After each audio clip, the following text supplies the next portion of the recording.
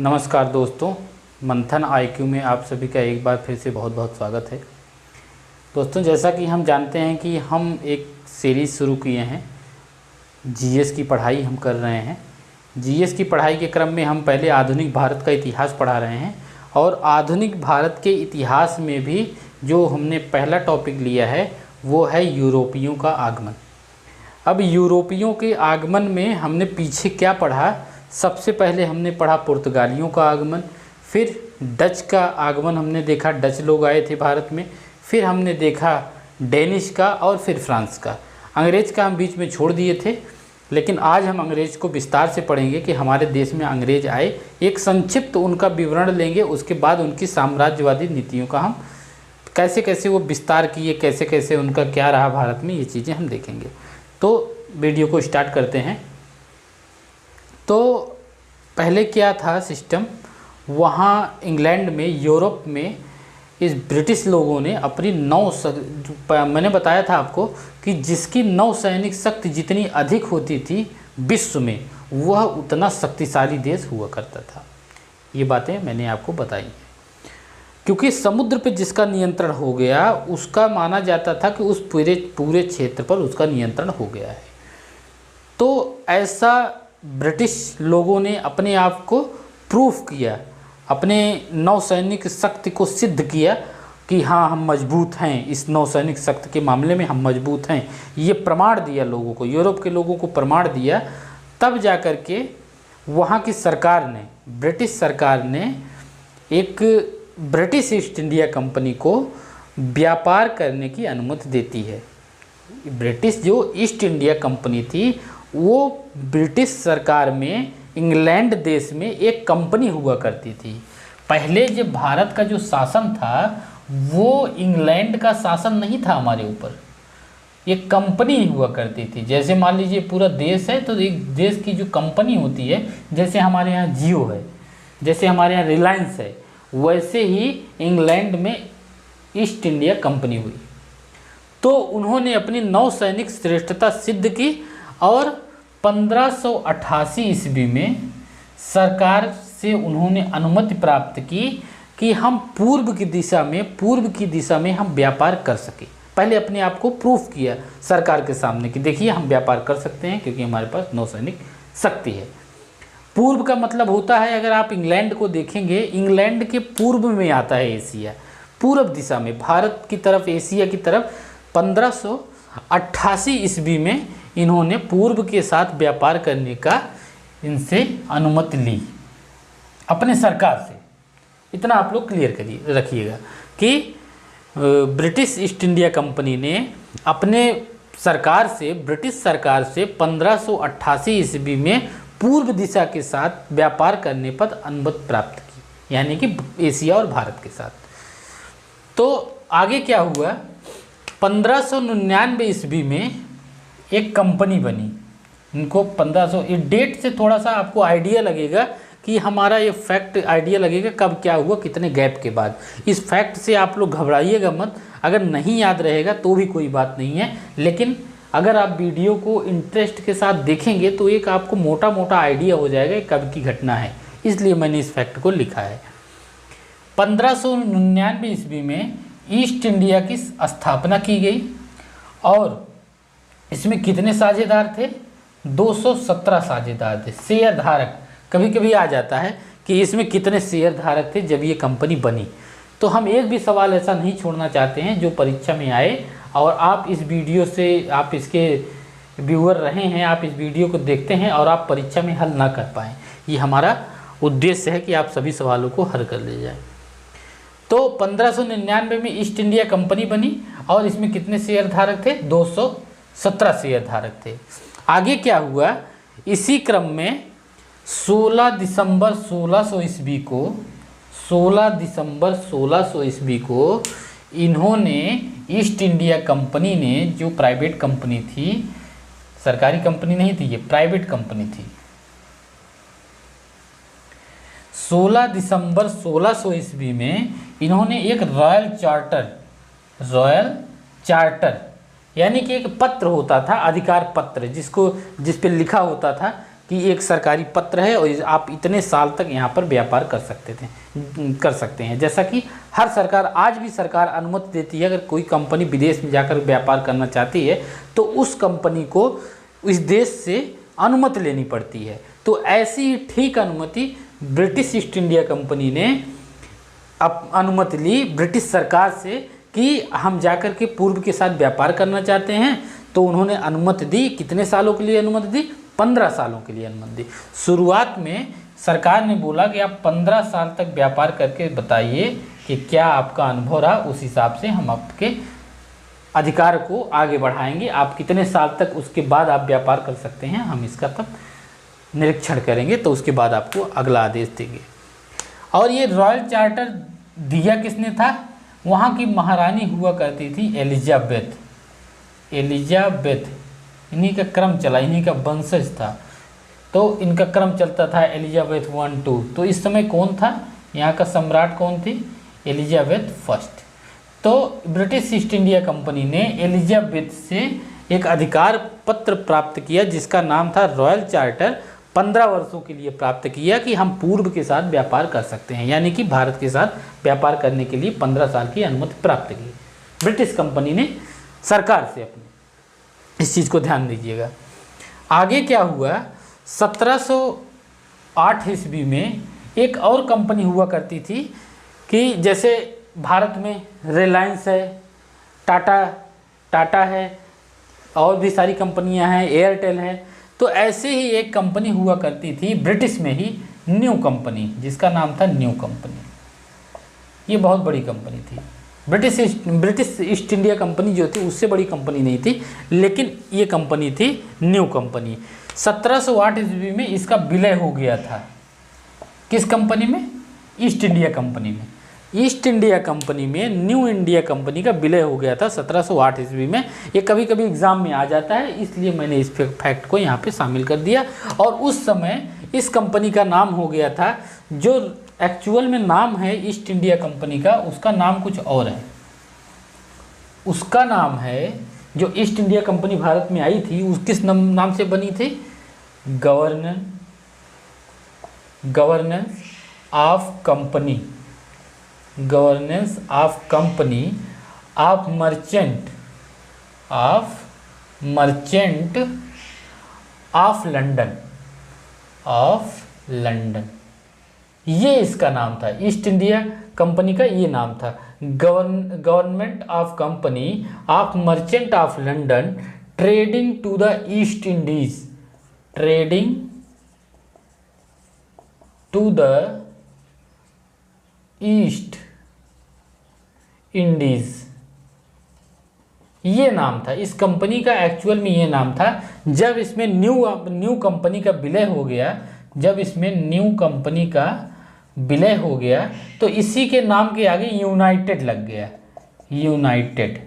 तब इसका नाम हो गया united government of company of merchant of London trading to the East Indies. उसी के नाम के आगे इंडीज लग गया। इसको हम आम बोलचाल की भाषा में बोल देते हैं ब्रिटिश ईस्ट इंडिया कंपनी। इसको आप ध्यान में रखिएगा। तो 1708 ईस्वी में इसका विलय हो गया। ठीक है, इस फैक्ट को आप ध्यान में रखिएगा। बहुत ही कम देखने को मिलेगा ये आपको ये फैक्ट।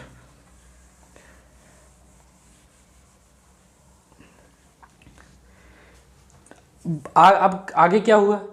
अब ईस्ट इंडिया कंपनी, जो ब्रिटिश ईस्ट इंडिया कंपनी है, वो भारत आ चुकी है। अब भारत आएगी तो भारत में किसी से अनुमति भी लेना पड़ेगा, भारत में भी अनुमति लेना पड़ेगा। कहाँ अनुमति? जहाँ जाएंगे। भारत में उस समय मुगल साम्राज्य था, मुगल का बोलबाला था उस समय, तो जाहिर सी बात है बिना मुगलों के आदेश के ये व्यापार नहीं कर सकते थे। मतलब कि भारत में भी उनको व्यापार करने के लिए अनुमति चाहिए थी। तो अंग्रेजों ने क्या किया? ब्रिटिश ईस्ट इंडिया कंपनी ने क्या किया? सबसे पहले 1608 ईस्वी में जेम्स प्रथम एक राजा हुआ करते थे। इन्होंने अपना राजदूत भेजा। इस राजदूत का नाम था कैप्टन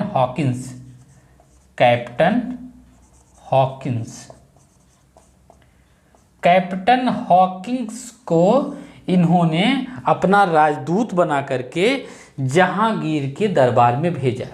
जहांगीर कौन था? जहांगीर एक मुग़ल शासक था। हम जब मध्यकालीन इतिहास पढ़ेंगे तो हम मुग़लों का इतिहास बहुत विस्तार से पढ़ेंगे, उसमें हम देखेंगे। तो उस समय भारत के अधिकांश क्षेत्रों पर मुग़लों का शासन था, इसलिए जो जेम्स प्रथम राजा हुआ करता था उसने किसको भेजा, कैप्टन हॉकिंस को भेजा अपना राजदूत बना करके कि जाइए आप जहांगीर जी से अनुमति लेकर के आइए।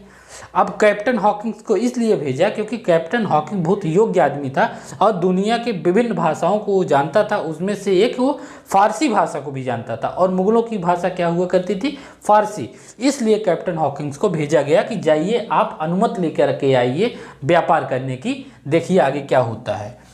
तो क्या हुआ, उस समय जब ये आए कैप्टन हॉकिंस, अब कैप्टन हॉकिंस को बोला जाता है भारत आने वाला पहला अंग्रेज था समुद्री रास्ते से।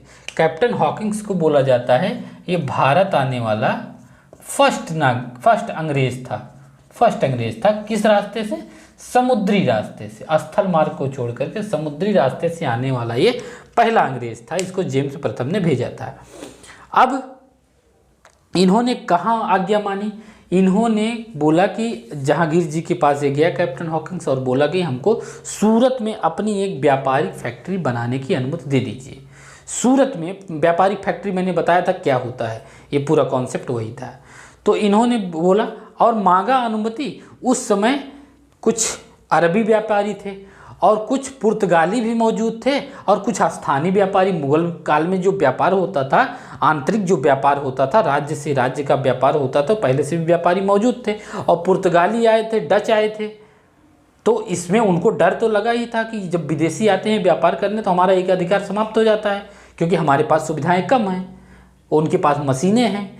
तो जो हम चीज़ें हाथ से बुन के बनाते हैं मशीनों से बुन के बना देते हैं, जाहिर सी बात है उनका सामान सस्ता हो जाता है, तो हमारा बिकता नहीं है। इसीलिए स्थानीय लोगों ने भी विरोध किया इसका और पुर्तगालियों ने भी विरोध किया। तो इस वजह से कैप्टन हॉकिंस को अनुमति मिल नहीं सकी। ये अनुमति लेने आया था 1608 ईस्वी में, लेकिन इसको अनुमति मिली नहीं, सूरत में बसने की अनुमति इसको नहीं मिली क्योंकि उसको बहुत विरोध का सामना करना पड़ा था। अब आगे क्या हुआ, अंग्रेज लोग बहुत शातिर थे, इनको भारतीयों की कमजोरी पता थी।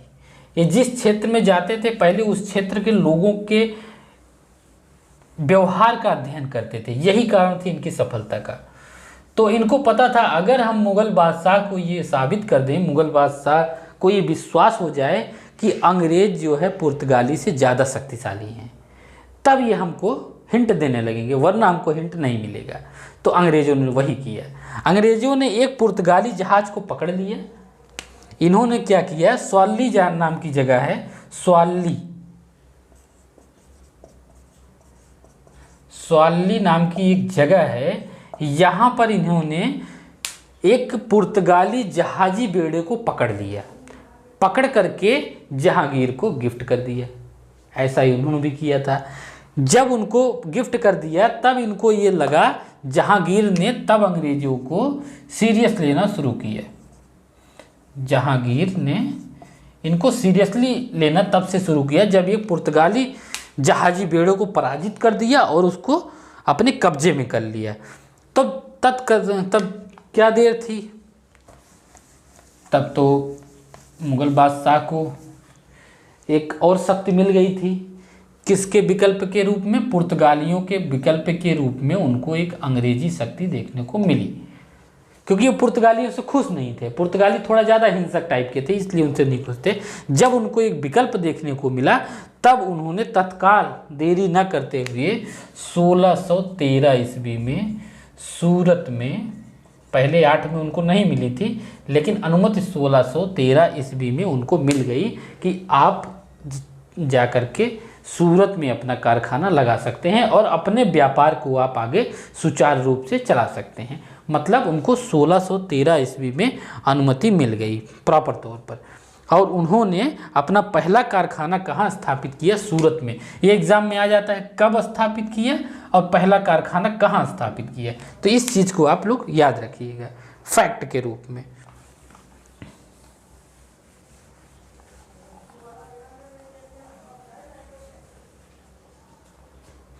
अगला एक राजदूत आया, कह सकते हैं राजदूत था सर टॉमस रे। सर टॉमस, कैप्टन हॉकिंग्स के बाद ये आया था, अगला अंग्रेज था ये मुगल दरबार में आया। कितने में आया? 1615 ईस्वी में आया। Sir Thomas Roe. इन्होंने क्या किया, इनको मुगल साम्राज्य का एक विशेषाधिकार प्राप्त हुआ। मुगल राजा ने इनको, एक मुगल जो सम्राट हुआ करते थे, उन्होंने एक शाही फरमान जारी किया। शाही फरमान, क्योंकि इनको लाभ मिलता था अंग्रेजों से। अंग्रेजों ने इनको काफ़ी सुविधाएं दे रखी थी, इनको कुछ ट्रेनिंग भी देते थे कि जो आपकी सेनाएं हैं पुरातन हैं, इनको नए ढंग से ट्रेंड करिए, नए हथियार लाइए। इस वजह से काफ़ी प्रभावित थे मुगल सम्राट। तो मुगल सम्राट ने एक शाही फरमान जारी किया और बोला कि अंग्रेज केवल सूरत में ही नहीं, वो भारत के जहाँ जहाँ मुगल शासक है, जहाँ जहाँ मुगल शासन है, वहाँ वहाँ ये अपना व्यापार कर सकते हैं। तो ये याद रखिएगा, 1615 ईस्वी में सर टॉमस रो ने एक शाही फरमान लिया, किससे? मुगलों से, ताकि वह, भारत में कई स्थानों पर मुगलों का शासक था, तो मुगलों का शासन जहाँ जहाँ था वहाँ वहाँ इनको शाही फरमान मिल गया कि अब अंग्रेज वहाँ वहाँ व्यापार कर सकते हैं। उस क्षेत्र में अंग्रेज व्यापार कर सकते थे। अब अंग्रेजों के लिए काफ़ी आसान हो गया और यहीं से गुलामी, यहाँ से भारत की शुरुआत होती है। भारत की गुलामी की शुरुआत यहीं से हो चुकी है अब, क्योंकि धीरे धीरे अब राजाओं को ये विलासी बनाते जाएंगे और भोगी बनाते जाएंगे और उनको अपने ऊपर निर्भर करवाते जाएंगे, ताकि वो उनका लाभ ले सकें, उनको आलसी बना करके। जब वो आलसी बन जाते थे भारतीय राजा, तो उनको आक्रमण करके अपने कब्जे में कर लेते थे। पहले अंग्रेज की क्या कूटनीति थी? जैसे ये मान लीजिए एक राजा है, भारतीय राजा है, अब ये राजा, क्योंकि इसको सेना, क्योंकि पहले क्या था, मध्यकालीन में युद्ध बहुत हुआ करते थे, युद्ध से परेशान रहते थे। एक राजा गद्दी पर बैठा तो उसको टेंशन लगा रहता था, कौन आएगा इसको मार करके, हम कब गद्दी पर बैठ जाएगा, इसकी कोई गारंटी नहीं थी। बाप बेटे को मार दे रहा है, बेटा बाप को मार दे रहा है, चाचा भतीजे को मार के गद्दी पे बैठ रहा है, ऐसा बहुत होता था। तो अंग्रेज जब आए, अंग्रेज के पास सेना थी और इन्होंने ये राजा को गारंटी दे दी कि आप अपना राज्य संभालिए, आपके जो राज्य के बाहरी मामले हैं, जो आपकी सुरक्षा का मामला है, ये हम देखेंगे। बस हमारे सैनिकों को आप रहना, खाना और वेतन दे दीजिए, हम आपको ये सुविधा दे देंगे, आप बिल्कुल निश्चिंत होकर अपना राज्य चलाइए, हम सुरक्षा की गारंटी हम देते हैं। ये अंग्रेजों ने किया। जब इस राजा को ये विश्वास हो गया कि अब मेरी सीमा सुरक्षित है, अब मुझे डर नहीं है, अब तो अंग्रेजी सेना मैंने वेतन पर लगा दिया है, तब ये बिल्कुल निश्चिंत हो जाते थे और भोगी और बिलासी हो जाते थे, मस्त हो जाते थे अपने में। तब उसी का फ़ायदा उठा करके जब ये कमज़ोर हो जाते थे तो खुद अंग्रेज इस पर आक्रमण कर देते थे और इनको कहीं दूसरी जगह भेज देते थे कि आप जाओ यहाँ विदेश में, तो आपको पेंशन इतना हम देते रहेंगे, 1 लाख 2 लाख, आप वहाँ विदेश में ऐश करिए, आपका राज्य हम संभालते हैं। जो मान गया तो मान गया, नहीं तो ज़बरदस्ती ले लिए, मार के भगा दिए, मार डाले राजा को, खुद ले लिए जब समझ गए कि हाँ अब ये कमज़ोर हो गया। ये थी अंग्रेजों की रणनीति। आगे इस पर हम खूब अच्छे से चर्चा करेंगे। जब इनको शाही फरमान मिल गया कि आप देश के किसी कोने में व्यापार कर सकते हैं, तब इन्होंने कुछ जगह पे अपनी कोठियाँ स्थापित की। कोठियाँ मतलब, कोठी मतलब व्यापारिक केंद्र, यानी कारखाना। कारखाना उस समय उत्पादन का केंद्र नहीं हुआ करता था, उस समय भंडार गृह हुआ करता था। इसको मैंने बताया, इसको ध्यान में रखिएगा। तो उन्होंने कुछ जगह पे अपनी, जब पूरे मुगल क्षेत्र में हो गया कि आप कहीं भी मुगल जहाँ जहाँ शासन है मुगल का, वहाँ व्यापार कर सकते हैं, तो इन्होंने क्या किया, अंग्रेजों ने 3-4 फैक्ट याद रखिएगा आप।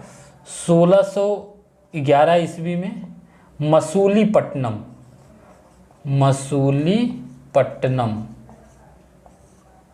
1639 ईस्वी में मद्रास।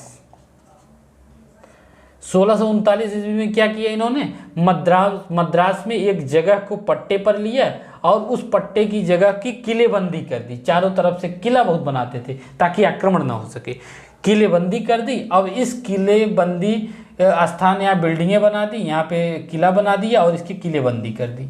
और इसका नाम लिख दिया Fort Saint George, Fort Saint George. तो आ जाता है एग्जाम में फोर्ट सेंट जॉर्ज कहाँ बनाया गया था और कितने ईस्वी में। तो 1639 ईस्वी में अंग्रेजों के द्वारा मद्रास में जो बस्ती बनाई गई थी उसी का एक ये हिस्सा है, इसको आप लोग याद रखिएगा। तो इसमें बनाया, मद्रास में बनाया अपनी कोठी, और 1651 ईस्वी में हुगली में बनाया, बंगाल में। ठीक है, यहाँ जब उनको मिल गया व्यापार, शाही फरमान मिल गया, तो वो अपना कोठियाँ, अपनी कारखाने स्थापित करते रहे। और पूर्वी भारत की अगर हम बात करें तो पूर्वी भारत में उन्होंने 1633 ईस्वी में, इस फैक्ट को आप लोग, इस फैक्ट को जरा याद रखिएगा जो भी एग्ज़ाम की तैयारी कर रहे हैं, बालासोर में जो कि उड़ीसा में है, यहाँ पर इन्होंने अपनी बस्ती बनाई। इतना अगर फैक्ट याद है तो बहुत है, पर्याप्त है। इस चीज़ को आप लोग ध्यान में रखिएगा। अगर क्लियर ना दिखाई दे रहा हो तो आप लोग, मैं बोलता रहता हूँ, लिख लीजिएगा, और नहीं तो कमेंट के माध्यम, जो भी आपको ना समझ में आए कमेंट के माध्यम से आप पूछ सकते हैं, मैं उसका जवाब दे दिया करूँगा। इसी क्रम में उन्होंने बॉम्बे का भी याद रखिएगा। बॉम्बे की कहानी मैंने बताया था आप लोगों को। 1661 ईस्वी में एक पुर्तगाली हुआ करता था, चार्ल्स द्वितीय एक अंग्रेज हुआ करता था, जिसका विवाह कैथरीन से हुआ था। कैथरीन कौन था? मैंने बताया था आप लोगों को, कैथरीन थी पुर्तगाली राजकुमारी थी, जिसका विवाह चार्ल्स द्वितीय से हो गया था। और कैथरीन के पिताजी खुश होकर के अपनी बेटी को बॉम्बे शहर दहेज में दिया था। वही चार्ल्स द्वितीय बाद में चल कर के अपना जो बॉम्बे शहर था, जो दहेज में मिला था, अंग्रेजी कंपनी को, ब्रिटिश ईस्ट इंडिया कंपनी को बेच दिया, किराए पर दिया पहले, फिर बाद में बेच दिया था। इसी कहानी को मैंने बताया, तो याद रखिएगा। 1661 में अंग्रेजों ने बम्बई में अपनी फैक्ट्री को बनाया था। इस कहानी को मैंने बताया था जब पुर्तगाली हम पढ़ रहे थे तो। ठीक है, अब शाही फरमान उनको मिल गया। विभिन्न क्षेत्रों पर जहाँ पर मुगल शासन था वहाँ पे इन्होंने अपना व्यापारिक केंद्र बनाना शुरू कर दिया था। तो इसका अर्थ यह हुआ कि अंग्रेज लोग अब धीरे धीरे मुगल राजनीति में हस्तक्षेप करने लगे हैं। धीरे धीरे वहीं से शुरुआत हस्तक्षेप की हो गई, यानी कि अब उनकी मंशा जो थी, जो डुप्ले से सीखे थे, वो राजनीतिक हस्तक्षेप करके आर्थिक लाभ कमाना, अब यहाँ से उनकी मंशा साफ जाहिर होगी। यहाँ पे उन्होंने राजनीतिक हस्तक्षेप करना शुरू कर दिया। इसी क्रम में क्या हुआ, अंग्रेज लोग पहले आजमाते थे कि ये आदमी कितना कमज़ोर हुआ है, पहले उसको आजमाते थे। यानी कि राजा अगर भोगी विलासी हो गया है तो उसको एक बार आजमाएंगे, सेना थोड़ी सी भेज करके आजमाएंगे कि ये सच में कमज़ोर हो गया है कि नहीं। इसी क्रम में इन्होंने हुगली पर आक्रमण कर दिया। 1686 ईस्वी में। इस समय मुगल बादशाह औरंगजेब हुआ करता था, औरंगजेब। इन्होंने हुगली पर आक्रमण कर दिया, हुगली पर। लेकिन उस समय क्या हुआ करता था, जब ये आजमाए कि हम कितना खोखला हुआ है मुगल साम्राज्य, लेकिन उस समय औरंगजेब की शक्तियाँ उफान पर थी, तो ये समझने में नाकाम हो गए। कुल मिलाकर कहने का मतलब ये है, अंग्रेज ये समझने में नाकाम रहे कि मुगल बादशाह औरंगजेब कितना कमज़ोर हुआ है। जल्दबाजी कर दी इन्होंने, इससे इन्होंने सीखा भी, आगे ऐसी गलती इन्होंने नहीं की। तो जब इससे इन्होंने सीख ली, जब इस पर ये आक्रमण किए हुगली पर, औरंगजेब मजबूत शासक था, उसकी सेनाओं को भापने में अंग्रेज नाकाम रहे। परिणाम यह रहा कि ये हार गए, अंग्रेज हार गए, इसमें नाकाम रहे। तो ये जब हारते थे तुरंत माफ़ी मांग लेते थे, देर नहीं करते थे, तुरंत माफ़ी मांग लेते थे। क्यों माफ़ी मांग लिए? क्योंकि ये जब हुगली पर आक्रमण किए तो इनकी जो एक बस्ती थी सूरत में, दूसरी मसूलीपट्टनम में, विशाखापट्टनम में, यहाँ सब इनकी बस्तियां थीं और अंग्रेजों ने इनको छूट दे रखी थी, इस क्षेत्रों में आप व्यापार कर सकते हैं। तुरंत औरंगजेब ने इनके अधिकार वापस छीन लिए कि आप इस जगह पर आप व्यापार नहीं करेंगे क्योंकि आपकी मंशा ठीक नहीं है।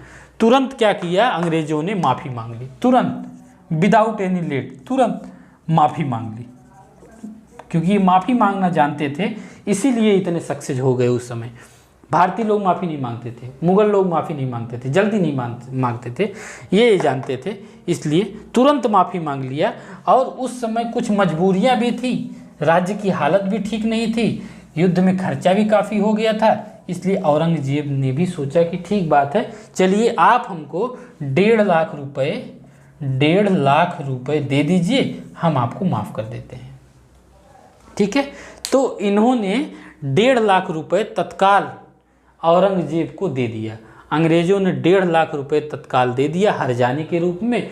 तब औरंगजेब ने इनको पुनः व्यापार करने की अनुमति दे दी, दोबारा इनको व्यापार करने की अनुमति, चाहे वो औरंगजेब की भूल कह लीजिए या फिर उस समय की मजबूरी कह लीजिए। ज़्यादातर मजबूरी ही हम देखेंगे, क्योंकि उस समय राज्य की स्थिति ठीक नहीं थी, नाजुक स्थिति थी, राज्यों का आपस में लड़ाई बहुत हुआ करती थी, एक दूसरे के, मुगल साम्राज्य उस समय चरमरा रहा था। तो ऐसे में इन्होंने दोबारा अंग्रेजों को अनुमति दे दी कि आप व्यापार करिए, सिर्फ 1.5 लाख रुपए हर्जाने के रूप में लिया।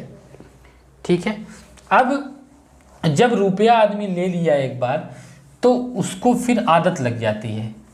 पैसा लिया, मुगलों को आदत लगी। अब पैसा कमाने में बहुत टाइम लगता है, मेहनत करो, इन्वेस्टमेंट करो। आपको किसी के अगर किराए के रूप में दे दिया जाए तब तो बहुत आसान है कि हम चलिए इस जगह पे आपके कुछ नहीं, मान लीजिए ये खेत है आपका, अंग्रेज क्या करते थे और यही किया, ये खेत है, इसमें आपका 1 क्विंटल गेहूँ होता है और इसकी लागत, अगर 1 क्विंटल गेहूँ का दाम 1000 रुपया है, तो अगर किसान देखता था कि पूरी खाद पानी लागत जितनी भी इसकी लागत है लगभग 8 से 800 रुपये आ जाती है, और 4 से 5 महीने इंतजार भी करना पड़ता है और मेहनत भी करनी पड़ती है। तो अगर 1000 का गेहूं होता है तो अंग्रेज बोले कि आप इतनी मेहनत भी करते हो और परिणाम स्वरूप 1000 रुपये मिलता है, 800 रुपये आपकी लागत लग जाती है, एक काम करिए, मैं आपको 1000 रुपया दे रहा हूँ, आप एक खेत हमें दे दीजिए किराए पर। तो खुश हो जाते थे लोग कि चलिए तो अच्छा हुआ, अब कुछ करना भी नहीं पड़ेगा, हमको 1000 रुपये भी मिल गया। तो इसका लेकिन बहुत घातक परिणाम हुआ, बहुत घातक परिणाम हुआ। लास्ट में भारतीयों को अपनी गुलामी स्वीकार करके इसका हर्जाना चुकाना पड़ा, बहुत बड़ी कीमत इसकी चुकानी पड़ी। तो अभी भी यही है कि कभी भी आप अपनी ज़मीन को ऐसे मत देखिए कि ये ज़मीन में कुछ होता ही नहीं है, चलिए मैं इसको बेच देता हूँ, ये ले लूँगा, ये कर लूँगा, वो कर लूँगा, ये गलत बात है। उसका आप हर्जाना, क्योंकि ये जो पैतृक ज़मीन आपको मिली है, ये आपके दादा परपाजा से मिली है, आपको इस पे आपका हक नहीं है। आपका बस इतना हक है कि आप इसका यूटिलाइज करिए, यूज करिए और अपनी आगे आने वाली पीढ़ी को दोबारा उसी तरीके से दे दीजिए, बस आपका इतना ही अधिकार है। वो पीढ़ी ऐसे वो हस्तांतरित होती रहेगी वो ज़मीन, आपका इतना अधिकार नहीं है इस ज़मीन पर कि ये ज़मीन आप बेच करके आप उसका फ़ायदा कमा जाए। आप हो सकता है इस ज़मीन का 5 लाख रुपए ले लेंगे और आपका ज़िंदगी जो है, आपकी एक पीढ़ी या ज़्यादा 2 पीढ़ी अच्छे से रह लेगी, भोग विलासी बन के रह लेगी, लेकिन आगे आने वाली जो 3-4 पीढ़ियाँ हैं उनसे आप ये गद्दारी करेंगे। इसलिए कभी भी अपनी ज़मीन को बेचना नहीं चाहिए। तो इस चीज़ को आप लोग ध्यान रखिएगा। बाकी आगे के क्रम में ये हुआ, अब सिलसिला शुरू हो चुका था। 1686 में जब इनको 1.5 लाख रुपए मिला हर्जाने के रूप में, तो मुग़ल बादशाह खुश हो गए। आगे क्या हुआ, इन्होंने एक नियम लागू कर दिया बंगाल में कि पहले क्या होता था, ये मान लीजिए बंगाल है, जब इसमें अंग्रेज व्यापार करने आते थे तो इनको हर व्यापार पर एक सीमा शुल्क देना पड़ता था। सीमा शुल्क दिया करते थे, अंग्रेज लोग दिया करते थे बंगाल के नवाब को, यानी कि मुग़ल बादशाह को कर दिया करते थे, एक प्रकार का सीमा शुल्क दिया करते थे। तो ये सीमा शुल्क लागू किया था। अब शुल्क क्या हुआ, धीरे धीरे मिलता है, बहुत थोड़ी धीरे बहुत स्लोली चलता है ये। कभी 10 रुपये मिला, कभी 20 रुपये मिला, कभी 1000 रुपये मिला, तो इस तरीके से मिला। सालों साल बाद लाख रुपए इकट्ठा होता था, हज़ारों रुपये सालों साल में इकट्ठा हुआ करते थे। तो अंग्रेजों ने क्या कहा, अब ये जो आप सीमा शुल्क लेते हैं, इस सीमा शुल्क को आप हर सामान से हटा दीजिए, हम आपको 3,000 रुपये वार्षिक देंगे। हर साल हम आपको 3,000 रुपये देंगे, चाहे हम उससे कम व्यापार करें या उससे ज़्यादा व्यापार करें, आपको उससे मतलब नहीं है कि हम कितना व्यापार कर रहे हैं। आप सीमा शुल्क नहीं लगाएंगे, कस्टम ड्यूटी नहीं लगाएंगे, आप सिर्फ और सिर्फ आपको 3,000 रुपये से मतलब है वार्षिक। अंग्रेज़ों को लगा भाई तो मुग़लों को लगा भाई तो बहुत अच्छी बात है, क्योंकि अगर साल भर का हम जोड़ते हैं तो लगभग हमारा यही निकल के आता है, इतना भी नहीं आता है, तो हम क्यों ना इस शर्त को मान लें, सीमा शुल्क को माफ़ कर दें और आप व्यापार करिए।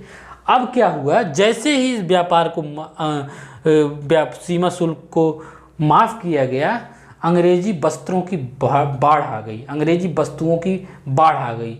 इंग्लैंड में सामान बनता था, डायरेक्ट जहाज़ से उतरता था, बंगाल में जाता था।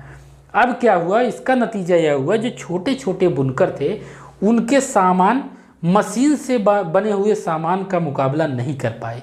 भारत में हस्तशिल्प उद्योग खत्म होता गया और लास्ट में भारत गुलाम और गुलाम होता चला गया।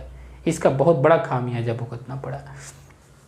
तो 1691 ईस्वी में इन्होंने सीमा शुल्क माफ़ कर दिया और आप बोला आप निःशुल्क व्यापार कर सकते हैं, अब आपका सीमा शुल्क नहीं लगेगा, आपका केवल 3,000 रुपये दीजिए हमको महीना और आप इन सीमा शुल्क से मुक्ति है चाहे जितना। इसका खामियाजा तो भुगतना ही पड़ा। आगे क्या हुआ, इतने पे ही नहीं रुके, सीमा शुल्क ही नहीं माफ़ किया। 1698 ईस्वी में इन्होंने ये किया कि सिर्फ और सिर्फ 1,200 रुपये वार्षिक, 1,200 रुपये पर ईयर पर इन्होंने जमींदारी सौंप दी। जमींदारों का काम हुआ करता था, इनको एक क्षेत्र या 1-2-4 गांव दिया जाता था, इन पर जो किसान खेती करते थे उन्हीं से लगान वगैरह वसूलते थे। तो 1,200 रुपये में इन्होंने जमींदारी खरीद ली। पर साल हम आपको 1,200 रुपये देंगे और हमको सिर्फ और सिर्फ 3 गांव की जमींदारी आप दे दीजिए, हम इसमें किसानों से कैसे खेती करवा रहे हैं, क्या उगवा रहे हैं, उससे आपको मतलब नहीं है, बस आपको 1,200 रुपये पर मंथ मिलता रहेगा। मुगलों को लगा भाई ये तो ठीक बात है। देखिए कैसे इनकी अय्याशी शुरू हुई और अंग्रेजों को जो अंग्रेजी नीति की हम बात करते हैं, कैसे कैसे अंग्रेजों ने भारतीयों को गुलाम बनाया, उसमें किसकी गलती है, कितनी भारतीयों की गलती है, कितनी मुगलों की गलती है, सारा चीज़ हम देखेंगे इस वीडियो के माध्यम से। तो कौन कौन से गांव थे, इस गांव का नाम आ जाता है, उस समय बंगाल का नवाब हुआ करता था, सूबेदार हुआ करता था। 1698 ईस्वी में बंगाल का एक सूबेदार हुआ करता था, सूबेदार, इसका नाम था अजी मुसान। बहुत बड़ी गलती की इन्होंने। अजी मुसान ने 3 गांवों की जमींदारी सौंप दी अंग्रेजों को, सिर्फ 1,200 रुपये के लिए। उसमें 1,200 बहुत हुआ करते थे, लेकिन ऐसा इनको नहीं करना चाहिए था, क्योंकि ग्रामीण उससे दुखी हो गए थे।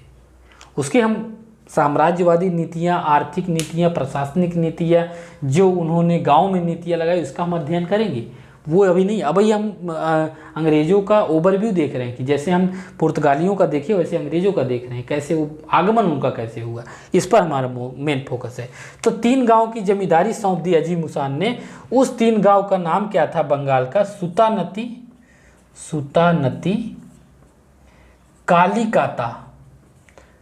कालीकाता और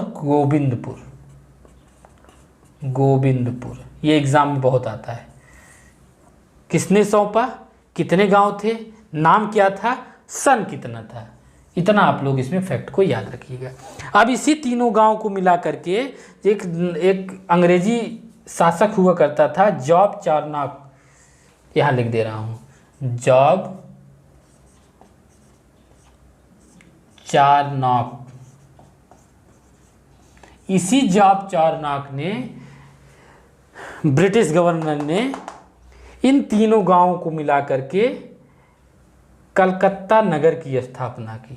कलकत्ता नगर, जो आज कलकत्ता नगर है, ये इसी की देन, इसी ने इसको बसाया था। जॉब चार्नॉक ने इस गांव की जमींदारी को लेकर के इन्होंने कलकत्ता नगर की स्थापना कर दी। ठीक है, इस फैक्ट को आप लोग अच्छे से याद रखिएगा। आगे एक और अजीबोगरीब घटना होती है जो कि गुलामी की जंजीरों में जकड़ने की प्रक्रिया को और मजबूत करती है। अगले जो मुगल सम्राट थे वो थे फर्रुखसियर।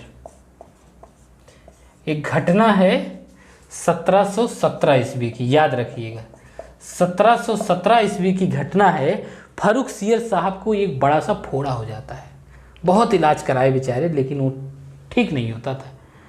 अब उन्होंने पहले दान बहुत देते थे लोग, इनका तो कुछ लगना नहीं है, जनता से कर वसूलते थे, अय्याशी करते थे। तो इनको फोड़ा हो गया, बहुत जगह दिखाए, नहीं ठीक हुआ। तो एक इंग्लिश डॉक्टर था विलियम हैमिल्स, नाम उसका था विलियम हैमिल्स। इन्होंने इनका फोड़ा ठीक कर दिया। बोले आइए दिखाइए कहाँ हुआ है, मैं ठीक करता हूँ। अंग्रेज लोग डॉक्टरी में माहिर थे ही, हर चीज़ में माहिर थे। तो विलियम हैमिल्स ने फर्रुखसियर साहब का फोड़ा ठीक कर दिया। अब इस फोड़े के इनाम में इन्होंने क्या दे दिया, देखिए ज़रा। इन्होंने एक फरमान दे दिया, फरमान, शाही फरमान जिसको बोलते हैं, शाही फरमान। छोटा मोटा फरमान नहीं था ये बहुत बड़ा फरमान था। इन्होंने फरमान, जिसको मैग्ना कार्टा कहा गया, मैग्ना कार्टा, ये भी याद रखिएगा। इसमें क्या क्या चीज़ें बोली गई, इसमें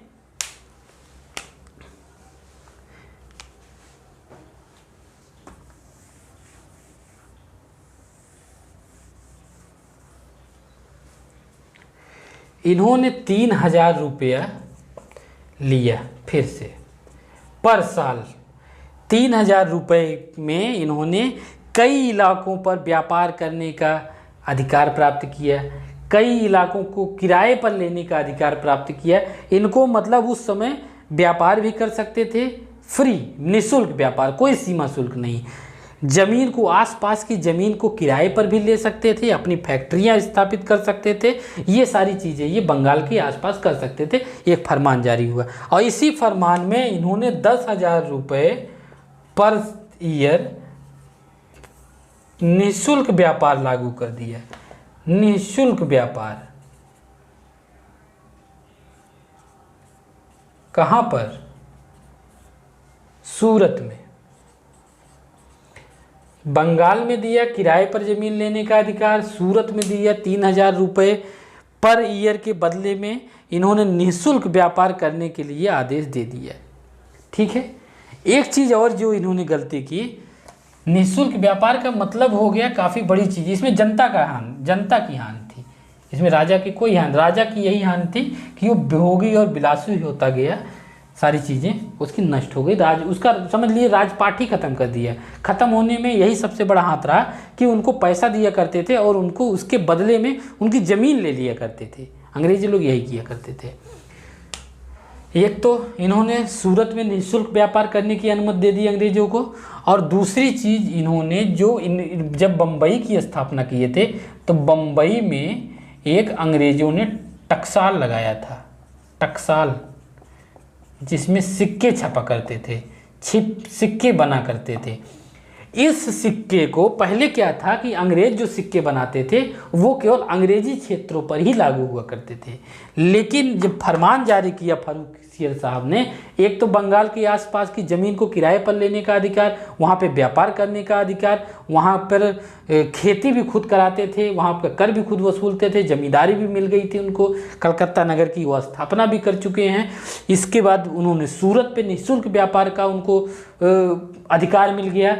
इसी क्रम में एक गलती फर्रुखसियर साहब ने सबसे बड़ी गलती कर दी कि जो अंग्रेजी सिक्के बना करते थे, जितने भी भारतवर्ष में मुगल क्षेत्र थे, मुगल क्षेत्र जितने भी थे, सब पर इन्होंने बोल दिया कि अब जो ब्रिटिश टकसाल में सिक्के बना करते हैं वो मुगली क्षेत्रों में मुगलिया सल्तनत में भी लागू होंगे, यानी कि वो सिक्के यहाँ भी चलेंगे। जैसे अगर भारत ये कह दे कि हमारा जो नेपाल का सिक्का है भारत में भी चलेगा, इस तरीके से इन्होंने शाही फरमान जारी किया। तो आगे हम इस तरीके से इनका आगमन होता है, ब्रिटिश कंपनी का आगमन होता है और ये अपने पाँव को जमाते हुए और भारतीय राजाओं को अय्याश बनाते हुए, भोगी बनाते हुए, नालायक बनाते हुए आगे बढ़ते हैं और पूरे भारत पर कब्जा कर लेते हैं। अब हम आगे का जो हमारा क्रम है वो हम देखेंगे कि ब्रिटिश कैसे अपनी साम्राज्यवादी नीतियों का विस्तार करते हैं और एक के बदले एक क्षेत्र को कैसे अपने कब्जे में कर लेते हैं। सबसे पहले वो बंगाल का अधिग्रहण करते हैं, फिर मद्रास का, सूरत का, मतलब पूरे भारत में फैल जाते हैं। तो सबसे पहले जो हम ब्रिटिश, इसके बाद जो वीडियो आएगा ब्रिटिश साम्राज्यवादी नीतियों पर आएगा, जो कि बंगाल के अधिग्रहण पर हम विस्तार से चर्चा करेंगे। तो ये रहा हमारा वीडियो आज का, जिस पर हमने ब्रिटिश के भारत आगमन की चर्चा की, बहुत विस्तार में चर्चा की। इससे ज़्यादा इस परीक्षा, कोई भी परीक्षा होगी, चाहे वनडे एग्ज़ाम हो, चाहे स्टेट पीसीएस का एग्ज़ाम क्यों ना हो, इससे ज़्यादा सवाल नहीं आएगा।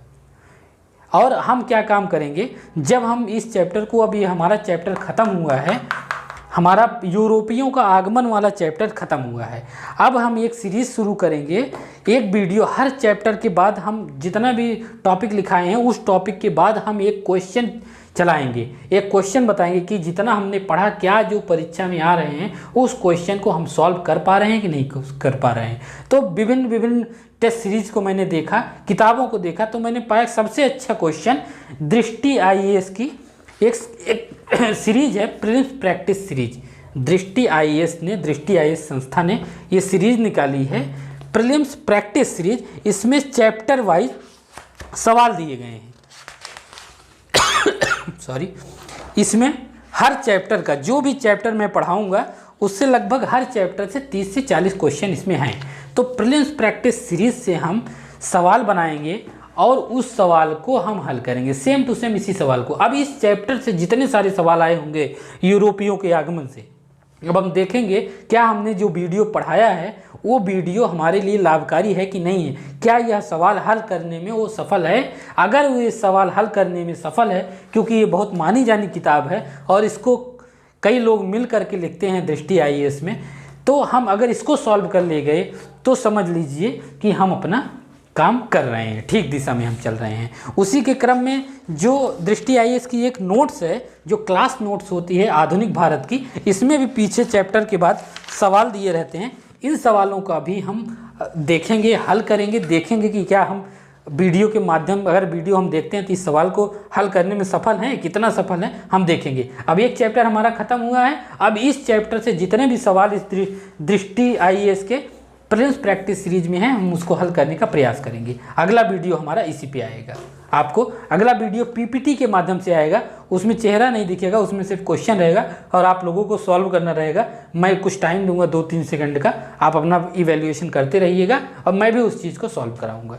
ठीक है, तो आप लोग पढ़िएगा और चैनल अगर आपको अच्छा लगा हो तो आप लाइक भी कर दीजिएगा। अगर कोई डाउट हो तो उस पर कमेंट करके हमसे आप पूछ सकते हैं, मैं उसका जवाब दे दिया करूँगा। धन्यवाद।